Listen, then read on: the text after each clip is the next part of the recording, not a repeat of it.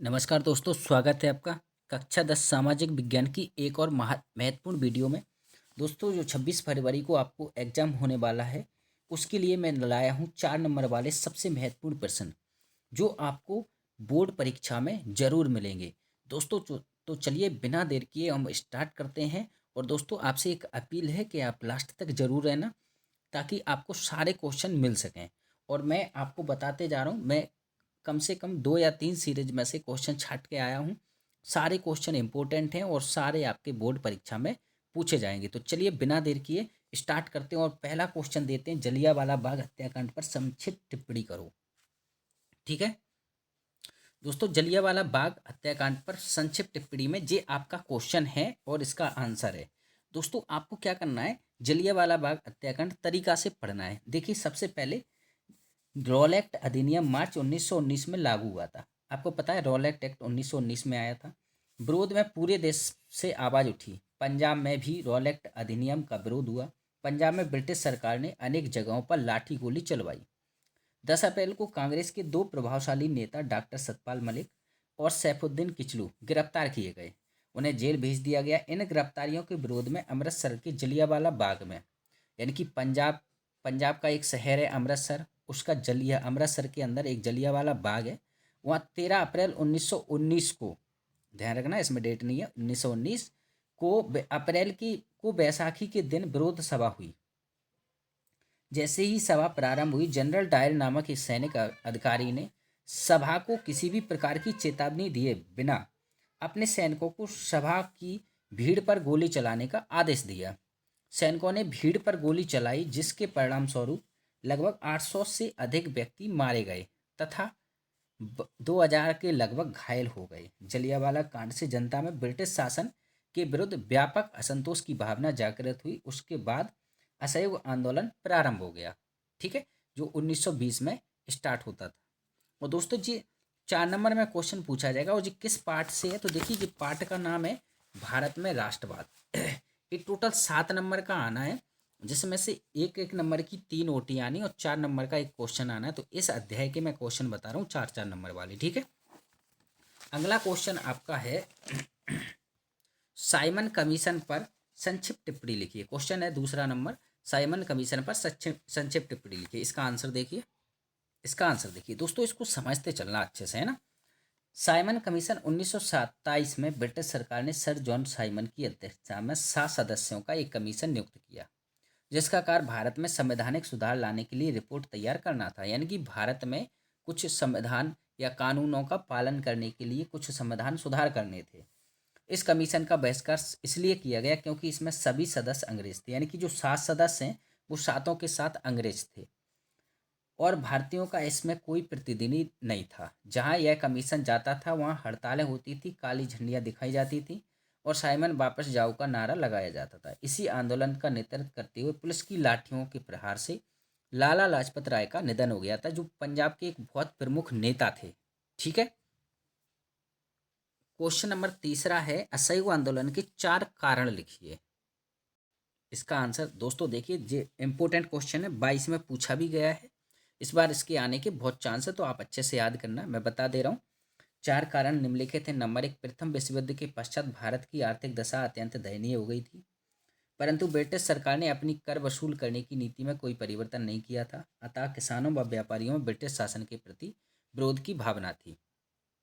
और दूसरा पॉइंट है, ब्रिटिश सरकार ने प्रथम विश्व युद्ध में भारतीयों का सहयोग प्राप्त करने के लिए अनेक आश्वासन दिए थे, जिन्हें बाद में पूरा नहीं किया गया। परिणाम स्वरूप भारतीयों में असंतोष की भावना फैल गई। यानी कि अंग्रेजों के खिलाफ एक मतलब उनके खिलाफ सेंटीमेंट गया। नेक्स्ट, तीसरा, ब्रिटिश सरकार ने रॉलेट एक्ट पारित करके जनता में व्यापक असंतोष की भावना पैदा की। और नंबर चौथा है, 13 अप्रैल 1919 में जलियांवाला हत्याकांड से भी ब्रिटिश शासन विरोधी भावनाओं को बढ़ावा मिला। यानी कि उन्होंने जो प्रथम विश्व युद्ध हुआ था उसमें जो जो वादे किए थे भारतीयों से, वो सारे वादे उन्होंने नहीं निभाए। इसी कारण अंग्रेजों के खिलाफ भारतीयों का गुस्सा फूट गया और यह गुस्सा असहयोग आंदोलन के रूप में अंग्रेजों को देखना पड़ा। क्वेश्चन नंबर 4 है, नमक यात्रा की चर्चा करते हुए स्पष्ट करें कि यह उपनिवेशवाद के खिलाफ प्रतिरोध का एक असरदार प्रतीक था। इसका आंसर आपका इस रूप में है, देखिए ध्यान से। भारत को एकजुट करने के लिए गांधी जी को नमक एक शक्तिशाली प्रतीक दिखाई दिया। इसके कारण उन्होंने निम्नलिखित प्रयास किए। नंबर एक, गांधी जी ने 31 जनवरी 1930 को वायसराय इरविन को एक पत्र लिखा। इस पत्र में उन्होंने 11 मांगों का उल्लेख किया था। ठीक है, तो कितनी मांगे की गई थी? 11 मांगे। इनमें सबसे महत्वपूर्ण नाम नमक कर को खत्म करने के बारे में थी। दूसरा, नेक्स्ट तीसरा था, नमक का अमीर गरीब सभी उपयोग करते थे, यह भोजन का अभिन्न हिस्सा था। इसीलिए नमक पर कर और उसके उत्पादन पर सरकारी इजारेदारी को गांधी जी ने ब्रिटिश शासन का सबसे दमनकारी पहलू बताया था। नंबर चार, गांधी जी का यह पत्र एक अल्टीमेटम चेतावनी की तरह था। उन्होंने लिखा कि अगर 11 मार्च तक उनकी मांगें नहीं मानी गई तो कांग्रेस अवज्ञा आंदोलन छेड़ देगी। इरविन झुकने को तैयार नहीं था, इसलिए गांधी जी ने अपने 78, ध्यान रखना इस संख्या को ध्यान रखना, 78 विश्वस्त वॉलंटियरों यानी कि क्रांतिकारियों के साथ नमक यात्रा शुरू कर दी। नंबर पाँच, यह यात्रा साबरमती में गांधी जी के आश्रम से 240 किलोमीटर दूर दांडी नामक गुजरात तटीय कस्बे में जाकर खत्म होनी थी, है ना। गांधी जी की टोली ने 24 दिन तक हर रोज लगभग 20 मील का सफर तय किया। नंबर छः, महात्मा गांधी जहाँ भी रुकते हजारों लोग उन्हें सुनने आते। इन सभाओं में गांधी जी ने स्वराज का अर्थ स्पष्ट किया और आह्वान किया कि लोग ब्रिटिश सरकार की शांतिपूर्वक अवज्ञा करें, यानी अंग्रेजों का कहा ना माने। 6 अप्रैल को यह दांडी पहुंचे और उन्होंने समुद्र का पानी उबालकर नमक बनाना शुरू कर दिया। यह कानून का उल्लंघन था। अतः स्पष्ट है कि नमक यात्रा उपनिवेशवाद के खिलाफ प्रतिरोध का एक असरदार प्रतीक था, क्योंकि इन्होंने 24 दिन की यात्रा की और 24 दिन में हजारों लाखों लोगों से मिले। जहाँ तक गए सभी लोगों से मिलते गए, सभी लोगों को अंग्रेजों के खिलाफ अपने जो भी यानी कि उनके खिलाफ जो भी बोलना था वो सब बोला, है ना। अगला क्वेश्चन नंबर पांचवा है, सविनय अवज्ञा आंदोलन का वर्णन कीजिए। ये भी बहुत इंपॉर्टेंट क्वेश्चन है, इसको ध्यान से आप याद करना है। सन 1930 में लाहौर में हुए अधिवेशन में पूर्ण स्वाधीनता को अपना लक्ष्य घोषित किया और गांधी जी के नेतृत्व में सविनय अवज्ञा आंदोलन प्रारंभ करने का निश्चय किया गया। गांधी जी ने इस आंदोलन में निम्नलिखित प्रमुख कार्यक्रम किए। कौन कौन से? जगह जगह नमक कानून तोड़कर नमक बनाया जाए, सरकारी कर्मचारी सरकारी नौकरियों को त्याग दें और छात्र सरकारी स्कूलों का बहिष्कार करें, विदेशी वस्त्रों को त्याग कर उनकी होली जलाई जाए, स्त्रियां शराब अफीम और विदेशी कपड़े की दुकानों पर धरना दे, जनता सरकार को कर ना दे। गांधी जी ने सवज्ञा आंदोलन का शुभारंभ नमक कानून का उल्लंघन कर 12 मार्च 1930 को गांधी जी ने दांडी के लिए प्रस्थान किया और वहां 5 अप्रैल को पहुंचे। यह घटना दांडी यात्रा के नाम से प्रसिद्ध है। मार्ग में जनता ने सत्याग्रहियों का अभूतपूर्व स्वागत किया, वहां उन्होंने कानून तोड़ा। इस प्रकार देश में नमक कानून भंग करने का आंदोलन चल पड़ा। आम जनता ने भी नमक कानून का उल्लंघन किया। यह सविनय अवज्ञा आंदोलन का प्रारंभ था। हिंदुस्तान के सभी भागों में लोगों ने सरकारी कानूनों को भंग करना शुरू किया। स्त्रियों ने भी पर्दा छोड़कर इस आंदोलन में भाग लिया। किसानों ने भी सरकार को कर देने से इनकार कर दिया। विदेशी कपड़े का बहिष्कार हुआ। 5 मार्च 1931 को गांधी जी का वायसराय इरविन से समझौता हो गया और गांधी जी ने आंदोलन स्थगित कर दिया। नवंबर 1931 ईस्वी में गांधी जी ने कांग्रेस की ओर से लंदन में द्वितीय गोलमेज सम्मेलन में भाग लिया और भारत के लिए पूर्ण स्वाधीनता की मांग की, परंतु ब्रिटिश शासन ने उनकी मांग को स्वीकार नहीं किया। अतः 1932 में कांग्रेस ने गांधी जी के नेतृत्व में पुनः सविनय अवज्ञा आंदोलन शुरू किया। सरकार ने दमन चक्र तेज किया। 1 लाख से अधिक व्यक्ति गिरफ्तार हुए। 1934 में गांधी ने आंदोलन को समाप्त कर दिया। ओके, क्वेश्चन नंबर 6 है, भारत में आधुनिक राष्ट्रवाद के उदय के 4 कारण लिखिए। इंपॉर्टेंट क्वेश्चन है और 23 में पूछा भी गया है, इसको अच्छे से याद कर लेना है। देखिए, सामूहिक अपनेपन की यह भावना आंशिक रूप से संयुक्त संघर्षों के चलते पैदा हुई थी। इनके अलावा बहुत सारी सांस्कृतिक प्रक्रियाएं भी थीं जिनके द्वारा राष्ट्रवाद लोगों की कल्पना और दिलों दिमाग पर छा गया था। इतिहास व साहित्य, लोक कथाएं व गीत, चित्र व प्रतीक सभी ने राष्ट्रवाद को साकार करने में अपना योगदान दिया था।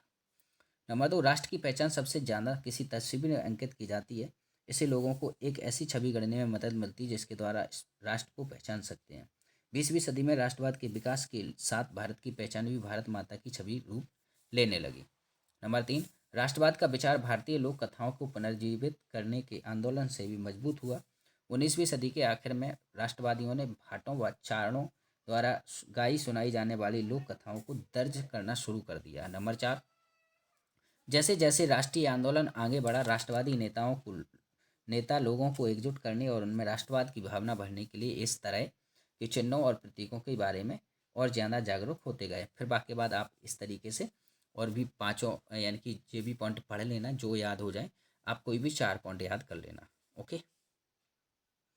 अगला इंपॉर्टेंट क्वेश्चन है, किसी भी राजनीतिक दल के गुण या विशेषताएं बताइए। तो दोस्तों एक क्वेश्चन है आपका अध्याय 16 का और इसमें है राजनीतिक दल। मैं अगर बात करूं तो इसमें से सिर्फ एक ही क्वेश्चन आना है, वो भी 4 नंबर का। ठीक है, इंपॉर्टेंट है, इसको अच्छे से याद करना है। और इसका आंसर है आपका, अपने विचारों के समर्थन में निरंतर जनमत बनाना, एक विधान द्वारा संगठित और संचालित होना, निर्वाचन आयोग में पंजीकृत होना, पहचान हेतु एक चुनाव चिन्ह होना, प्रमुख उद्देश्य निर्वाचन में विजय प्राप्त कर सत्ता प्राप्त करना और शासक दल पर निगाह रखते हुए जन विरोधी नीतियों के विरुद्ध जनमत तैयार करना। ये राजनीतिक दल की विशेषताएं या गुण होते हैं। ओके। क्वेश्चन नंबर 8 है, क्षेत्रीय दल और राष्ट्रीय दल में अंतर लिखिए। इसका आंसर है, ये क्षेत्रीय मुद्दे उठाते हैं और ये राष्ट्रीय मुद्दे उठाते हैं, यानी कि क्षेत्रीय दल और राष्ट्रीय दल। क्षेत्रीय दलों में अक्सर किसी एक व्यक्ति या परिवार का प्रभुत्व होता है। राष्ट्रीय दलों पर भी व्यक्तिगत व परिवारवाद का प्रभाव देखने को मिलता है, लेकिन सभी दलों में ऐसा नहीं होता है। ये दल क्षेत्रीय स्तर पर कार्य करते हैं तथा इनका अस्तित्व भी क्षेत्रीय स्तर तक रहता है। ये दल पूरे देश में कार्य करते हैं तथा इनका प्रभाव पूरे देश में फैला होता है। जब कोई पार्टी राज्य विधानसभा के चुनाव में पड़े कुल मतों का 6% या उससे अधिक हासिल करती है और कम से कम 2 सीटों पर जीत दर्ज करती है, तो उसे अपने राज्य के राजनीतिक दल के रूप में मान्यता मिल जाती है। यानी कि राजनीतिक दल की मान्यता कब मिलेगी? इस तरीके से, इतना वोट पा करके। और राष्ट्रीय में, अगर कोई दल लोकसभा चुनाव में पड़े कुल वोट का अथवा राज्य के विधानसभा चुनाव में पड़े कुल वोटों का 6% हासिल करता है और लोकसभा के चुनाव में कम से कम 4 सीटों पर जीत दर्ज करता है, तो उसे राष्ट्रीय दल की मान्यता मिलती है। क्वेश्चन नंबर 10 है, भारत में 2014 के लोकसभा चुनाव के परिणाम के आधार पर सभी राष्ट्रीय दलों की स्थिति स्पष्ट कीजिए। इन दलों का चुनाव चिन्ह भी दर्शाइए। दोस्तों इसका आंसर, और दोस्तों जी परीक्षा बोर्ड में है, अगर आपके पास परीक्षा बोर्ड है तो 137 पेज नंबर पर ये प्रश्न दे रखा है, आप इसको उसमें देख सकते हैं। अगर आपके पास परीक्षा बोर्ड नहीं है तो आप इसको लिख लीजिए, क्योंकि इम्पोर्टेंट है। ओके। देखिए, 2014 के लोकसभा चुनाव के परिणाम के आधार पर देश में सभी राष्ट्रीय दलों की स्थिति निम्नलिखित है। जैसे मैं बात करूं, पहला है भारतीय राष्ट्रीय कांग्रेस, यानी कि जो कांग्रेस पार्टी है, 2014 के लोकसभा चुनाव में यह पार्टी पराजित हुई और अभी लोकसभा में मुख्य विपक्षी दल है। ठीक है, विपक्षी दल है और इसका चिन्ह है पंजा, हाथ का पंजा। भारतीय जनता पार्टी 282 सीटें जीतकर यह पार्टी सबसे बड़े दल के रूप में उभरी। अभी केंद्र में शासन करने वाले राष्ट्रीय जनतांत्रिक का नेतृत्व यह दल कर रहा है। इसमें इसका चुनाव चिन्ह क्या है? फूल, कमल का फूल। और नंबर 3 है बहुजन समाज पार्टी। इस दल को करीब 4% वोट मिले, लेकिन एक भी सीट नहीं मिली। इसका चुनाव चिन्ह है PSP, यानी कि हाथी। और भारतीय कम्युनिस्ट पार्टी मार्क्सवादी जी, इस पार्टी ने 3% वोट और लोकसभा की 9 सीटें शामिल थी। इसका चिन्ह है, दिख नहीं रहा सही से, ठीक है, और शायद इसका चिन्ह कुछ फूल वगैरह है, कुछ भी है ना, इस तरीके से दिख नहीं रहा है इसमें। नेक्स्ट है भारतीय कम्युनिस्ट पार्टी। इस पार्टी को 1% से कम वोट मिले और लोकसभा की सिर्फ 1 सीट हासिल हुई। इसका चुनाव चिन्ह है बाली, देखो ये दिख रहा है ना, और बाली और वो हसिया जिसे वो काटा जाता है। और राष्ट्रवादी कांग्रेस पार्टी, इस पार्टी की कुल 8 सीटें प्राप्त हुई और इसका देखिए जी इस तरीके का वो झंडा है और उसमें बीच में घड़ी लगी हुई है। और नेक्स्ट है ऑल इंडिया तृणमूल कांग्रेस। इस पार्टी को 3.84% वोट मिले और 34 सीटों पर जीत हासिल की, जिससे लोकसभा में यह चौथी सबसे बड़ी पार्टी बन गई। और इसका देखिए इस तरीके का चित्र है और इस पर कुछ वो फूल वगैरह दिख रहे हैं ना। ओके, तो ये आपकी कुछ 7 पार्टियां थी। इसमें अभी की बात करें तो आम आदमी पार्टी राष्ट्रीय पार्टी का दर्जा ले चुकी है। ठीक है, अगला इंपॉर्टेंट क्वेश्चन है क्वेश्चन नंबर 11। राजनीतिक दल अपना कामकाज बेहतर ढंग से करें, इसके लिए उन्हें मजबूत बनाने के कुछ सुझाव दें। तो दोस्तों इंपॉर्टेंट क्वेश्चन है, इसको अच्छे से याद करना है। और उसमें देखिए, राजनीतिक दल अपना कामकाज बेहतर ढंग से करें, इसके लिए अग्र सुझाव दिए जा सकते हैं। नंबर 1, सांसदों और विधायकों को दल बदल करने से रोकने के लिए संविधान में संशोधन किया गया। निर्वाचित प्रतिनिधियों के मंत्रिपरिषद या पैसे के लाभ में दल बदल करने में आई तेजी को देखते हुए ऐसा किया गया। नए कानून के अनुसार अपना दल बदलने वाले विधायक या सांसद को अपनी सीट भी गंवानी होगी। इस नए कानून से दल बदल में कमी आई, इस पर इसमें पार्टी में विरोध का कोई स्वर उठना भी कठिन हो गया। पार्टी नेतृत्व जो फैसला करता है सांसद विधायक को उसे मानना ही होता है। दूसरा है, राजनीतिक दलों का निर्माण जाति, भाषा या क्षेत्र के आधार पर न करके विशुद्ध राजनीतिक तथा आर्थिक सिद्धांतों के आधार पर किया जाना चाहिए। ऐसा होने पर ही इन दलों द्वारा राज्य के सभी नागरिकों में एकता उत्पन्न करने व जनमत जागृत करने का कार्य भी किया जा सकता है। नंबर 3 है, उच्चतम न्यायालय ने पैसे और अपराधियों का प्रभाव कम करने के लिए एक आदेश जारी किया। इस आदेश के द्वारा चुनाव लड़ने वाले हर उम्मीदवार को अपनी संपत्ति का और अपने खिलाफ चल रहे आपराधिक मामलों का ब्यौरा एक शपथ पत्र के माध्यम से देना अनिवार्य कर दिया। इस नई व्यवस्था से लोगों को अपने प्रत्याशियों के बारे में बहुत सी पक्की सूचनाएं उपलब्ध होने लगी। नंबर 4, चुनाव का खर्च सरकार उठाए। सरकार दलों को चुनाव लड़ने के लिए धन दे। यह मदद पेट्रोल, कागज, फोन वगैरह के रूप में भी हो सकती है, या फिर पिछले चुनाव में मिले मतों के अनुपात में नगद पैसा दिया जा सकता है। नंबर 5, दो और तरीके जिनसे राजनीतिक दलों का सुधारा जा सकता है। पहला तरीका, राजनीतिक दलों पर लोगों द्वारा दबाव बनाने का। यह कम पत्र लिखने, प्रचार करने और आंदोलन के जरिए किया जा सकता है। आम नागरिक दबाव, सामूहिक आंदोलन और मीडिया के माध्यम से यह कार्य किया जा सकता है। अगर पार्टियों को लगे कि सुधार ना करने से उनका जनाधार गिरने लगेगा या उनकी छवि खराब होगी तो इसे लेकर वे चिंतित होने लगेंगे। दूसरा, सुधार का दूसरा तरीका, सुधार की इच्छा रखने वाले को खुद राजनीतिक दलों में शामिल होना। लोकतंत्र की गुणवत्ता लोकतंत्र में लोगों की भागीदारी तय करती है। अगर आम नागरिक खुद राजनीति में भाग ना लें और बाहर से ही बातें करते रहें तो सुधार मुश्किल है। खराब राजनीति का समाधान ज़्यादा से ज़्यादा राजनीति और बेहतर राजनीति। ओके। क्वेश्चन नंबर 12 है, भारत के मानचित्र पर निम्नलिखित को दर्शाइए। यानी कि जो मानचित्र है उसमें आपको सारी चीज़ों को दर्शाना है। दोस्तों जे मैंने जो चीज़ें लिख रखी हैं, देखिए ध्यान से, ये जगह हैं जो मानचित्र में आपको दर्शाना हो, जो बहुत इंपॉर्टेंट है, इनसे बाहर नहीं जाएगा। जी आप लिख लीजिए, इनको अच्छे से याद कर लीजिए। मैं बता दे रहा हूँ आपको कहाँ है। देखिए सबसे पहले तो आपको क्या करना है, सीरीज में दे रखा है, देखिए ध्यान से, ये दे रखा है सीरीज में मैप पूरा। अब मैं एक काम कर सकता हूँ आपके लिए, देखिए ध्यान से, आप ऐसा एक मैप ले आइए, ब्लैंक वाला मैप 5 रुपए का आ जाएगा। आप किसी भी फोटोकॉपी वाले दुकान पर चले जाइए, आपको मिल जाएगा। और फिर आपको क्या करना है, जैसे कि इसमें देखिए ध्यान से, ये सारी चीज़ें दे रखी हैं जी, आपको इसमें भरना है, इसमें से देख देख के इसमें भरना है, ताकि आपकी क्या हो जाएगी, प्रैक्टिस हो जाएगी। और ऐसा ही मैप आपको वहाँ मिलेगा इस तरीके से, ठीक है। और आपको इसमें सारी चीज़ें भरनी पड़ेंगी। तो आप इस वाला, ये खाली वाला मैप लेकर आओगे, खाली वाला मैप लेकर, और फिर आप सारी चीज़ें इसमें से सीरीज में से देख देख कर इसमें भरोगे, ताकि आपको बहुत अच्छे से जगह काउंट हो जाएंगी कि कौन कौन सी जगह रहती हैं। तो देखिए मैं आपको कुछ इंपॉर्टेंट चीज़ें बता दे रहा हूँ जो पूछी जाती है सबसे ज़्यादा। जैसे कि अजमेर पूछा जाता है, सिक्किम पूछा जाता है, आपका बहुत ज़्यादा पूछा जाता है। ये देखिए नेपाल है, जो भूटान है, नेपाल भूटान के बीच में सिक्किम हमारा राज्य है, ठीक है। अब जैसे बालाघाट पूछा जाता है, बालाघाट क्यों पूछा जाता है जी, मध्य प्रदेश में, और ये लिंगानुपात के लिए सबसे ज़्यादा, यानी कि मध्य प्रदेश का सबसे ज़्यादा लिंगानुपात पाया जाता है इसमें। फिर पूछा जाता है आपसे तापी नदी, तो देखिए तापी नदी जी आपके मध्य प्रदेश के बैतूल जिले से बहते हुए, बैतूल यानी कि मुल्ताई पहाड़ियों से बहते हुए सीधी महाराष्ट्र होते हुए और गुजरात होते हुए सीधी जे जाकर गिरती है, कहाँ गिरती है, ये आपकी खंबात की खाड़ी या कहें तो अरब सागर में गिरती है। नर्मदा नदी भी पूछी जाती है, जो मध्य प्रदेश के अनूपपुर जिले के अमरकंटक से बहते हुए सीधी यहाँ से, देखिए ध्यान से, थोड़ा सा इधर महाराष्ट्र से टच होती है और गुजरात से, और गुजरात से सीधी उसी अरब सागर में जाकर गिरती है। तो ये दोनों नदियाँ पूछी जाती हैं। फिर पूछा जाता है आपसे, ध्यान से सुनना, एक पूछा जाता है दुर्ग, तो दुर्ग जी अपना छत्तीसगढ़ में पाया जाता है, दुर्ग, ठीक है। एक पूछा जाता है हजारीबाग, तो ये बिहार में, सॉरी बिहार में नहीं, ये आपका हजारीबाग झारखंड में। ध्यान से इसको अच्छे से लगा के जाओगे क्योंकि इंपॉर्टेंट है, पूछा जाता है। तो जी आप, एक पूछा जाता है शिलोंग, शिलोंग मेघालय की राजधानी है, ये आपका यहाँ पड़ता है, ठीक है। और एक पूछा जाता है आपसे, बंगाल की खाड़ी भी पूछ लिया जाता है, तो ये अपना इधर है। और लक्षद्वीप पूछा जाए तो अपना इधर है, देखिए ध्यान से। और अगर आपसे अरब सागर पूछ लिया जाए तो इधर है। रत्नागिरी बहुत ज़्यादा फेमस है आमों के लिए और जो महाराष्ट्र में पाया जाता है, तो जी यहाँ हो जाएगा, ठीक है। ध्यान से इनको अच्छे से लगा के जाओगे, पढ़ के जाओगे, क्योंकि जी आपसे पूछे जाते हैं। और अगर मैं बात करूँ, जैसे कि क्या कहते हैं, ये सारी चीज़ें मैं बता चुका हूँ। एक और पूछा जाता है आपसे, बेलाडीला, बेलाडीला जी आपका यहाँ पड़ता है तेलंगाना में, बहुत फेमस जगह है, इसको आप अच्छे से पढ़ के जाओगे।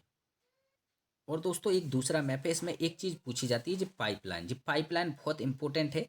Hazira Vijaypur Jagdishpur gas line pipeline, जी गैस लाइन की पाइपलाइन बिछी हुई है। देखिए ध्यान से, हजीरा यहाँ यहाँ से गुजरात के पास में पड़ता है। हजीरा यहाँ विजयपुर अपना क्या कहते हैं मध्य प्रदेश का पड़ता है। और विजयपुर से यहाँ सीधा जाता है आपका जगदीशपुर। जगदीशपुर जी पड़ता है आपका उत्तर प्रदेश में। और यहाँ पड़ता है आपका लास्ट में गैस पाइपलाइन, यानी कि यहाँ तक जाती है जी। देखिए ध्यान से इधर तक हरियाणा तक जाती है जी। इस तरीके से गैस पाइपलाइन है, इसमें गैस जाती है। नेक्स्ट आता है, देखिए इसमें कुछ और इम्पोर्टेंट है। सोनीपत है, तो सोनीपत अपना हरियाणा में पाया जाता है। ठीक है, गुरुग्राम भी हरियाणा में पाया जाता है जी। इंपॉर्टेंट चीज़ें हैं। एक रानीगंज है, जो रानीगंज पश्चिम बंगाल में पाई जाती है जी। इंपॉर्टेंट चीज़ें हैं। ठीक है, एक कोरबा पूछा जाता है, कोरबा आपका पड़ता है छत्तीसगढ़ में। ठीक है, सिंगरौली भी पूछा जाता है, क्योंकि सिंगरौली हमारे मध्य प्रदेश की ऊर्जा की राजधानी है, तो इसलिए इसको पूछा जाता है। ये हमारी मध्य प्रदेश में पड़ेगी, बिल्कुल जस्ट पूरब में। ठीक है, तो ये कुछ इस इंपॉर्टेंट चीज़ें जो आपसे पूछी जाती हैं। और एक और मैप है, इसमें कुछ इंपॉर्टेंट जैसे कि जे और पूछे जाते हैं। देखिए जैसे 2023 में जे पूछा गया था काकरापारा, तो काकरापारा गुजरात में पड़ता है। और गुजरात के यहाँ इधर है, देखिए ध्यान से, जे पड़ा है काकरापारा यहाँ। ठीक है, ये वाला एरिया जे मैप गुजरात का है। दूसरा आता है दुर्गापुर, तो दुर्गापुर जी अपना पड़ता है पश्चिम बंगाल में। और पश्चिम बंगाल में देखिए यहाँ है।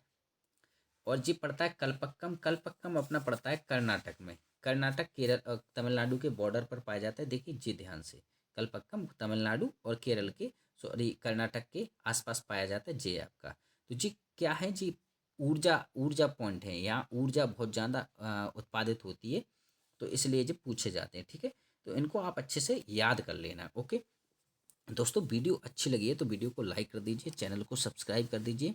और नेक्स्ट वीडियो हम जल्दी से जल्दी लाने का प्रयास करेंगे। जब तक आप इन प्रश्नों को याद कर लीजिए, मैं इसके बाद आपको कम से कम 3 नंबर वाले और 2 नंबर वाले क्वेश्चन लेकर आऊँगा।